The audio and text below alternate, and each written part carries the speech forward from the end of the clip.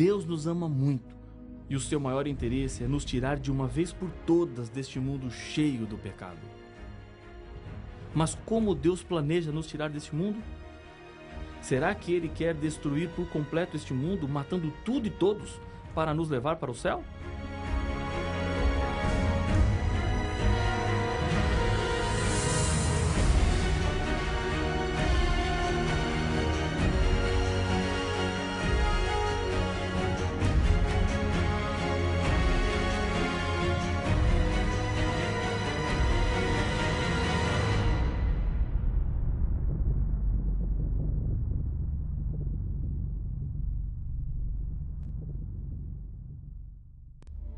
A Bíblia nos deixa bem claro que o final do pecado e do mal acontecerá quando Jesus voltar a este mundo.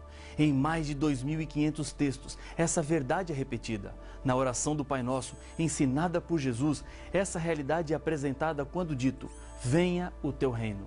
No Credo Apostólico do segundo século depois de Cristo, também encontramos a mesma referência, quando falando de Jesus, diz que ele está assentado à direita de Deus Pai Todo-Poderoso, de onde há de vir a julgar vivos e os mortos. Jesus deixou estabelecida e firmada a sua promessa em seus momentos finais de vida aqui na terra. No Evangelho de João, no capítulo 14, nos 3 primeiros versos encontramos: não se turbe o vosso coração. Credes em Deus? Crede também em mim. Na casa de meu Pai há muitas moradas. Se assim não fora, eu vô-lo teria dito, pois vou preparar-vos lugar. E quando eu for e vos preparar lugar, voltarei e vos receberei para mim mesmo, para que onde eu estou, estejais vós também. No livro do Apocalipse, no primeiro capítulo, fala do momento da volta de Jesus. Eis que vem com a nuvem, e todo olho o verá. Apocalipse capítulo 1, verso 7. Por essa descrição, é possível entender que ninguém ficará sem saber o que está acontecendo. Cada habitante do planeta que estiver vivo por ocasião da volta de Jesus assistirá a algo único e maravilhoso. Mas você se surpreenderia se eu lhe dissesse que Satanás tentará enganar as pessoas com relação à volta de Jesus? Ele fez isso quando Jesus veio pela primeira vez. Ele conseguiu fomentar a ignorância, o erro e a falta de interesse, que resultou em um povo que foi tomado de surpresa, sem nenhuma preocupação com o que estava acontecendo em uma manjedoura de Belém, marcada por uma estrela. Esse engano do diabo foi alertado também por Jesus. Acompanhe o que ele disse em seu sermão falando sobre o futuro, em Mateus capítulo 24, versos 4 e 5. E ele lhes respondeu: vede que ninguém vos engane, porque virão muitos em meu nome dizendo, eu sou o Cristo, e enganarão a muitos. Existem hoje muitas pessoas que estão afirmando ser Jesus com autoridade ou em nome dele. Em consequência disso, lideram igrejas, onde a sua palavra vale como se fosse a palavra do próprio Deus. E o mais impressionante é que existem pessoas dispostas a seguirem essas ideias. Na história, encontramos várias tragédias que foram resultados desses falsos cristos, como suicídios e até mesmo homicídios em massa. E o engano não seria com pequenos sinais, mas deixariam as pessoas perplexas e até certo ponto surpresas. O livro do Apocalipse diz: porque eles são espíritos de demônios, operadores de sinais, e se dirigem aos reis do mundo inteiro, com o fim de ajuntá-los para a peleja do grande dia do Deus Todo-Poderoso. Apocalipse, capítulo 16, verso 14. Paulo também alertou quanto a esse perigo, em 2 Coríntios, capítulo 11, verso 14. E não é de admirar, porque o próprio Satanás se transforma em anjo de luz. Mas todo o seu engano e suas estratégias para fazer o ser humano sofrer não ficarão sem nenhuma punição. A volta de Jesus é também o momento no qual Deus fará o acerto com o maior inimigo da humanidade. Paulo, em outra carta, diz que quando Jesus voltar, então será de fato revelado o iníquo, a quem o Senhor Jesus matará com o sopro de sua boca e o destruirá pela manifestação de sua vinda. Ora, o aparecimento do iníquo é segundo a eficácia de Satanás, com todo o poder e sinais e prodígios da mentira e com todo o engano de injustiça aos que perecem, porque não acolheram o amor da verdade para serem salvos. Em 2 Tessalonicenses capítulo 2, versos 8, 9 e 10, fica claro que Satanás tentará imitar a segunda vinda de Cristo a essa terra. Mesmo a Bíblia trazendo essa advertência, isso não será suficiente para todas as pessoas estarem preparadas. Você fez uma escolha muito importante. Decidiu estudar a Bíblia. Jesus disse que a verdade da Bíblia tem um poder libertador. Liberta o ser humano do engano, da falsidade religiosa, do medo, do mal deste mundo e, acima de tudo, nos libertará de uma vez por todas do pecado que destrói a nossa felicidade.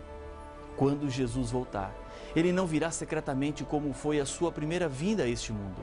O próprio Senhor Jesus disse: então, se alguém vos disser, eis aqui o Cristo, ou ei-lo ali, não acrediteis, porque surgirão falsos cristos e falsos profetas, operando grandes sinais e prodígios, para enganar, se possível, os próprios eleitos. Vede que vô-lo tenho predito. Portanto, se vos disserem, eis que ele está no deserto, não saiais, ou ei-lo no interior da casa, não acrediteis, porque assim como o relâmpago sai do Oriente e se mostra até no Ocidente, assim há de ser a vinda do Filho do Homem. Mateus capítulo 24, versos 23 a 27. Não há nada de secreto em relâmpagos, imagem usada por Jesus para dizer que a sua volta será pública. Isso se harmoniza com outras passagens da Bíblia, como o Salmo 50, verso 3, que nos diz: vem o nosso Deus e não guarda silêncio. Em 1 Tessalonicenses 4, verso 16, Paulo declara que, porquanto o Senhor mesmo, dada a sua palavra de ordem, ouvida a voz do arcanjo e ressoada a trombeta de Deus, descerá dos céus, e os mortos em Cristo ressuscitarão primeiro. A volta de Jesus será o maior e mais espetacular evento de toda a história. Será algo incomparável. Não existem palavras para descrever com exatidão o que ocorrerá aqui neste mundo. Outros textos da Bíblia nos ajudam a entender melhor como é que será a volta de Jesus. Em Atos capítulo 1, verso 11, o anjo que aparece aos discípulos que olhavam para o céu, vendo Jesus subir e voltar ao Pai, lhe anuncia: e lhes disseram: varões galileus, por que estáis olhando para as alturas? Esse Jesus que dentre vós foi assunto ao céu, virá do modo como o viste subir. Jesus virá em forma pessoal. Não será como uma força ou simplesmente levando os salvos diretamente para o céu sem que os outros saibam o que é que está acontecendo. Aquilo que chamamos de arrebatamento secreto. Tomé, um dos discípulos de Jesus, teve uma experiência para comprovar a sua fé e nos dá mais um indício de como será a volta de Jesus. Jesus já havia ressuscitado e Tomé ainda não tinha visto.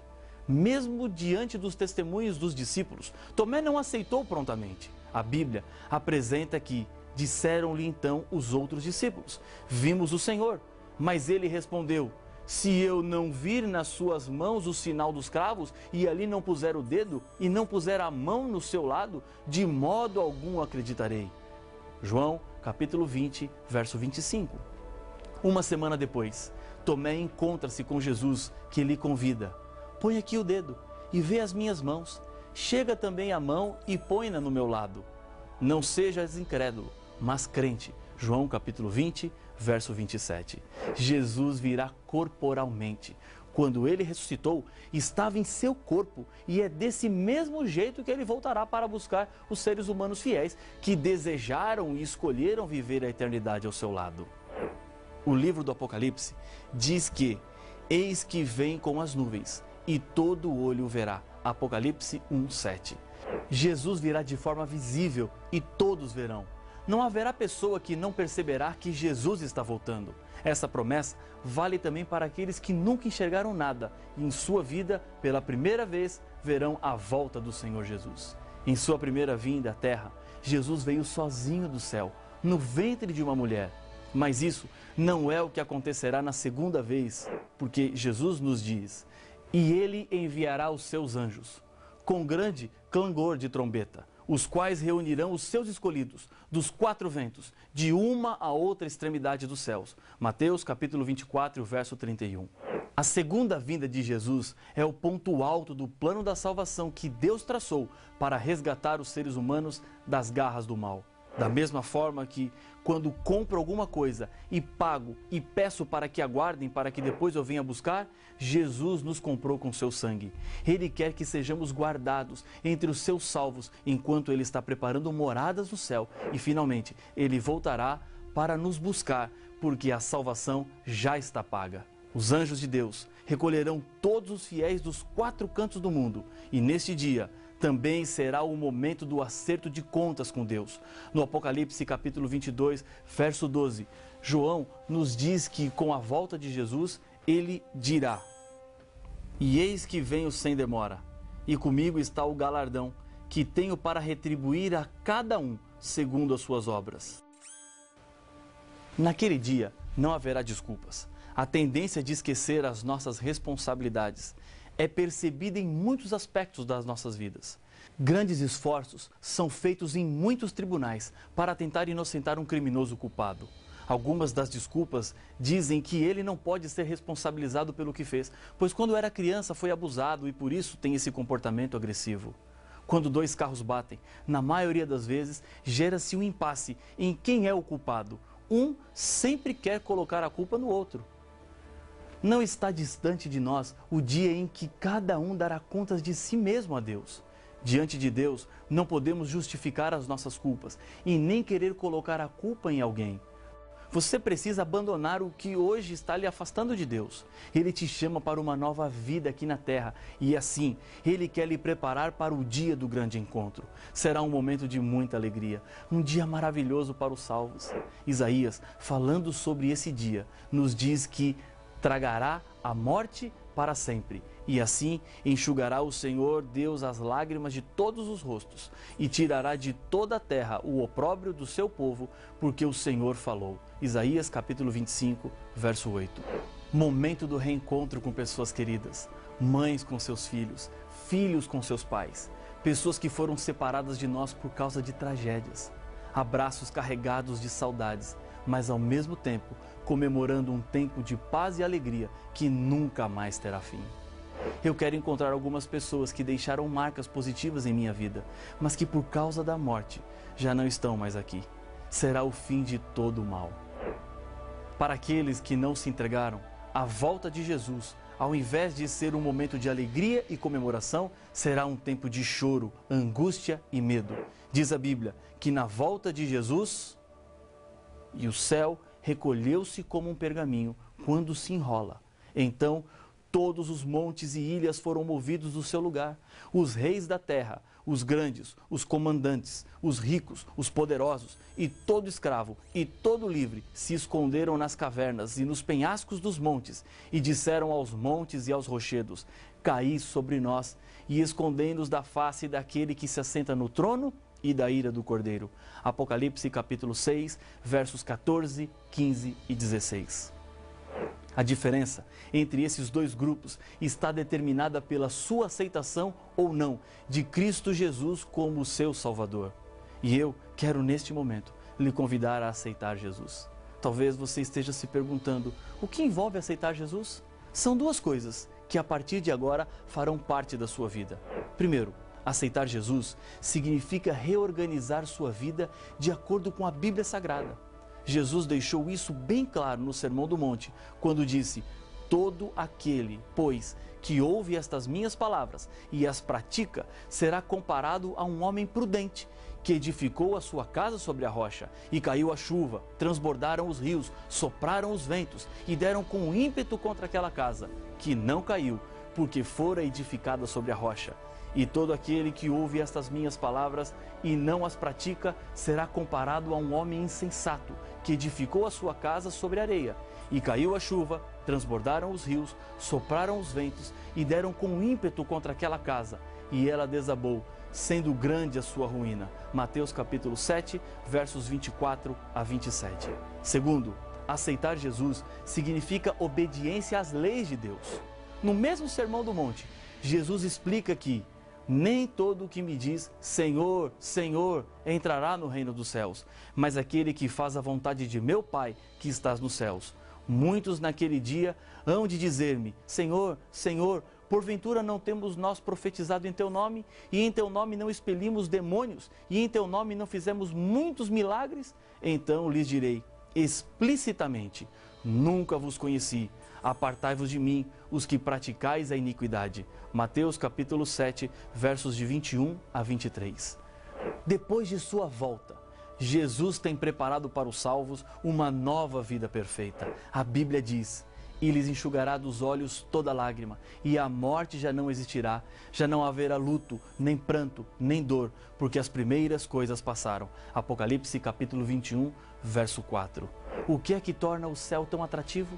Será que posso afirmar que são as ruas de ouro ou as portas de pérolas? Não, nada disso. O céu nos atrai porque ali poderemos ver face a face aquele que nos amou tanto que entregou-se para que pudéssemos ter a vida eterna. E é por causa de Jesus que um dia quero estar no céu. E Jesus quer muito ter você com Ele no céu. Deus, nesse momento, está apelando ao seu coração. Chega de lutar sozinho. Deus quer lutar ao seu lado. Ele te ama. Importa-se com a sua vida. Ele vai voltar. E hoje, o que você tem que fazer é dizer, Senhor, eu quero me preparar para viver a eternidade ao seu lado. Se essa é a sua decisão, ore comigo. Senhor, a Tua palavra, a inspiração que nos deixaste, nos mostra que há uma saída para todo o problema do mal deste mundo, a Tua volta. Neste momento, comigo ora este Teu filho, esta Tua filha, que decide agora preparar-se para o dia do grande encontro. Por isso, eu coloco estas vidas nas Tuas mãos, no nome de Jesus. Amém. Satanás está furioso porque a Bíblia Sagrada mostra quem realmente ele é. Nenhum problema é tão grande que Deus não tem uma solução, até mesmo para a morte. A ressurreição dos mortos não é nenhuma surpresa dentro da Bíblia. Mas como Jesus irá ressuscitar pessoas que morreram cremadas ou que se perderam nas profundidades dos mares? Jesus ressuscitará a todos ou só as pessoas que o escolheram como seu salvador pessoal? Para saber as respostas, não perca o próximo episódio de Apocalipse, o fim revelado.